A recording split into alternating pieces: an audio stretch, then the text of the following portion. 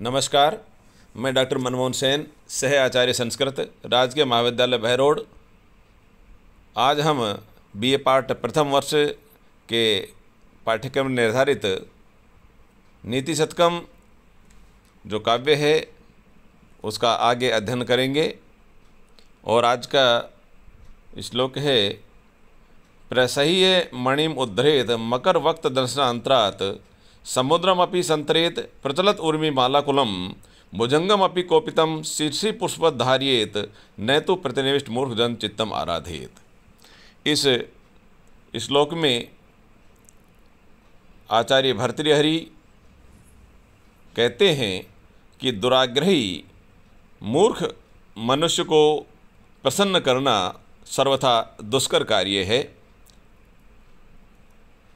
और व्यक्ति कितने भी असंभव कार्य कर सकता है, लेकिन जो दुराग्रही मूर्ख व्यक्ति होता है उसको वश में करने का या प्रसन्न करने का कार्य नहीं करना चाहिए, क्योंकि उसमें किसी व्यक्ति को सफलता प्राप्त नहीं हो पाती है। तो एक बार इसका अर्थ देखेंगे। मकर वक्त दंष्टांतरात्, यदि व्यक्ति चाहे तो मकर वक्त्र दंष्टांतरात्, मगरमच्छ के मुख में स्थित दंष्टांतरात् दाढ़ों के बीच से, दांतों के बीच से प्रसह्य बलपूर्वक मणिम उद्धरेत, मणि को निकाल सकता है। यदि ये यद्यपि दुष्कर कार्य है, फिर भी व्यक्ति प्रयास करे तो हो सकता है कि वह मगरमच्छ के मुख में दाढ़ों में स्थित मणि को बाहर निकालने का प्रयास करे, उसको सफलता भी प्राप्त हो सकती है। कवि कहता है मैं मानने को तैयार हूँ। प्रचलत उर्मी मालाकुलम, प्रचलत चलायमान चंचल उर्मी मालाकुलम, तरंग समूह से व्याकुल उफनते हुए समुद्रमपि संतरेत, समुद्र को भी तैर के पार कर सकता है। यद्यपि यह दुष्कर कार्य है कि ऊंची ऊंची उठती हुई लहरों वाले समुद्र को पार करना किसी व्यक्ति के लिए संभव नहीं है, फिर भी कवि कहता है कि हो सकता है कि कोई साहसी व्यक्ति ऐसा हो जो इस प्रकार का साहस करे और वह सफल भी हो जाए। कोपितम भुजंगमपि, कोपितम क्रुद्ध, भुजंगमपि सर्प को भी पुष्पवत शीर्षि धार्येत, फूलों की माला की भांति सिर पर धारण कर सकता है। यह भी बहुत दुष्कर कार्य है कि जो क्रोधित सर्प है, सांप है, उसको व्यक्ति माला की भांति नहीं धारण कर सकता, लेकिन कोई साहसी व्यक्ति ऐसा हो सकता है जो कर सके। कवि कहता है कि मैं ये मानने के लिए तैयार हूँ। लेकिन प्रतिनिविष्ट मूर्ख जन चित्तम ने आराधेत, कवि आगे कहते हैं कि जो प्रतिनिविष्ट मूर्ख जन, जो दुराग्रही मूर्ख मनुष्य के चित्तम, हृदय को, मन को न आराधेत, प्रसन्न करने का प्रयास नहीं करना चाहिए, क्योंकि उसमें उसे सफलता प्राप्त हो ही नहीं सकती। तो इसमें यह बताया कि व्यक्ति बहुत दुष्कर कार्य कर सकता है, लेकिन जो दुराग्रही, जो हठी और जो मूर्ख व्यक्ति होता है, उसको यदि प्रसन्न करने का प्रयास करता है कोई व्यक्ति, तो कवि कहता है कि मैं ये मानने के लिए तैयार नहीं हूँ कि उसको सफलता प्राप्त हो जाएगी। अन्य कार्यों में सफलता प्राप्त हो सकती है। आगे कहते हैं, लभेत सिक्तासु तलमपि यत्न पीड़यन पिबेच्च मृग तृष्णिकासु सलिलम पिपासार्दितः कदाचिदपि पर्यटन सस विषाणम आसादियेत न तो प्रतिनिविष्ट मूर्धन चित्तम आराधित।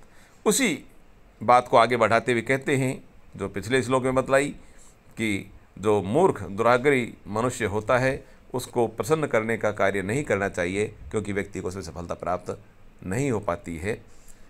तो इसका भी अर्थ देखिए, यदि कोई व्यक्ति चाहे तो यत्नतः पीड़यन, प्रयत्न पूर्वक पीसता हुआ, सिक्तासु अपि, बालू मिट्टी से या बालू से तैलम लभेत, तेल प्राप्त कर सकता है। यद्यपि बालू मिट्टी में तेल नहीं होता है, लेकिन कोई व्यक्ति कहे ऐसा कि भाई मैं बालू मिट्टी में से तेल निकाल सकता हूँ, तो कवि कहता है मैं ये मानने के लिए तैयार हूँ कि कोई ऐसा साहसी व्यक्ति हो जो निकाल सकता है, ये मैं मानने के लिए तैयार हूँ।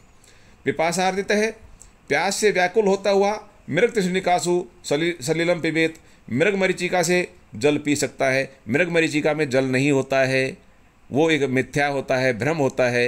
लेकिन कवि कहता है कि मैं, कोई व्यक्ति ये कहे कि मैं मृग मरीचिका से जल पी सकता हूँ, तो कवि कहता है कि मैं इस असंभव को भी संभव मान सकता हूँ। च और पर्यटन, घूमता हुआ, कदाचित कभी कहीं पर शश विषाणम अपि आसाद्येत, शश विषाणम, खरगोश का सींग भी प्राप्त कर सकता है। यद्यपि खरगोश के सींग नहीं होता है, लेकिन कोई व्यक्ति कहे कि मैं खरगोश का सींग ला सकता हूँ, कभी कहता है मैं यह भी मानने के लिए तैयार हूँ, लेकिन प्रतिनिविष्ट मूर्ख चित्तम न आराधयेत, जो प्रतिनिविष्ट, जो दुराग्रही मूर्ख व्यक्ति होता है, हठी व्यक्ति होता है, उस व्यक्ति के जन चित्तम, इस व्यक्ति के हृदय को, मन को, चित्त को न आराधित, प्रसन्न नहीं कर सकता। ये कहता है कि कोई भी व्यक्ति और दुष्कर कार्य जो है वो कर सकता है, लेकिन मूर्ख व्यक्ति के हृदय को आकृष्ट नहीं कर सकता।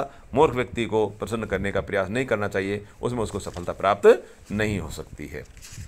ये मूर्ख पद्धति के अंतर्गत ही ये श्लोक सब आ रहे हैं, जो कि आपको चाहे व्याख्या में पूछें या इनके मूर्ख पद्धति से संबंधित प्रश्न आए तो आपको उसमें लिखना है। और इन दोनों ही जो छंद हैं, इनमें पृथ्वी नामक छंद है। ये है। अगला श्लोक है, व्यालम बाण मृणाल तंतुभिरसौ रोद्धुम समुजृंभते क्षेत्तुम वज्रमणिम श्रीकुसुम प्रांतेन सन्नह्यति माधुर्यम मधुबिंदुना रचयितुम क्षारम बुधेरिहते नेतुम वांछति ये खलान पति सताम सूक्तई सुधा संधि भी।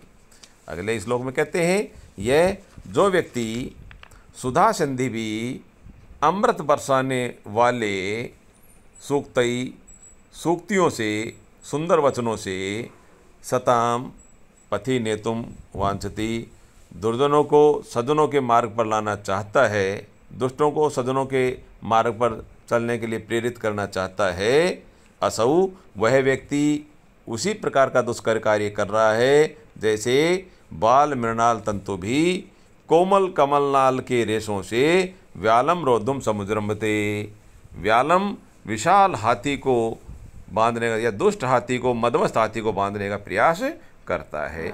शिरीष कुसुम प्रांतेन, शिरीष के पुष्प के अग्रभाग से, जो कि केवल रेशे होते हैं, उससे वज्रमणिम छेतुम सन्नह्यति, कठोर वज्रमणि को काटने का प्रयास करता है। और मधुबिंदुना, शहद की एक बूंद से, क्षार अम्बुधे, खारे समुद्र को, माधुर्यम रचयितुम इहते, मीठा बनाना चाहता है। तो जो कोई व्यक्ति दुष्टों को सन्मार्ग पर लाना चाहता है और वो भी अमृत के समान मधुर वाणी से, सुंदर वचनों से, तो कवि कहता है कि उस व्यक्ति का प्रयास उसी तरह का है जैसे कि कोई व्यक्ति कोमल कमलनार के रेशों से मदमस्त हाथी को बांधना चाहता है।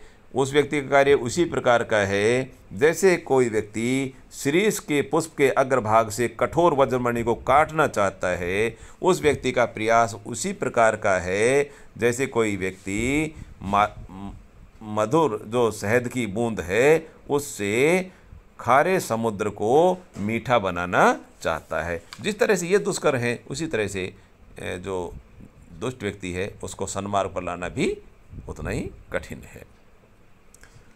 शार्दुल विकृत छंद है इसमें। अगला श्लोक है इसी श्रृंखला में, जो कि मूर्ख पद्धति में ही आता है।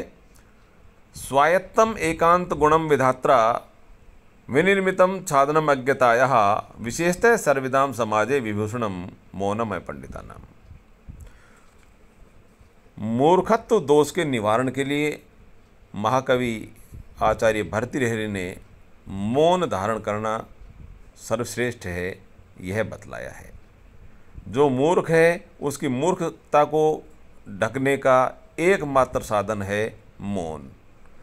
उसी संदर्भ में कवि कहते हैं, विधात्रः, विधाता ने अपंडिता नाम मूर्खों का स्वायत्तम, उनके स्वयं के अधीन रहने वाला, स्वतंत्र रहने वाला, एकांत गुणम, विशेष प्रकार से लाभकारी, मौनम, मौन को, शांत रहने को, चुप रहने को, अज्ञतायाः छादनम, अज्ञतायाः मूर्खता को, छादनम ढकने वाला साधन, विनिर्मितम बनाया है।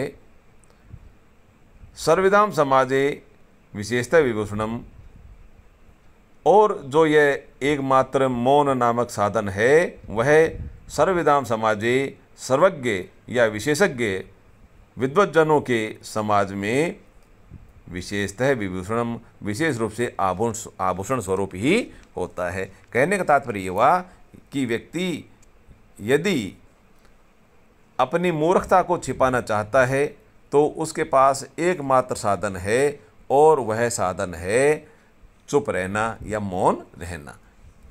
इससे अगला है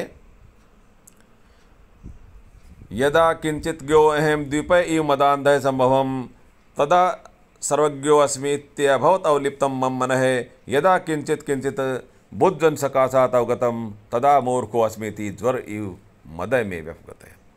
जो अल्पज्ञता है मनुष्यों के मन में अहंकार उत्पन्न करती है। यदि अल्पज्ञ व्यक्ति का समागम विद्वानों के साथ होता है तो उसका जो वह अहंकार है वह नष्ट हो जाता है।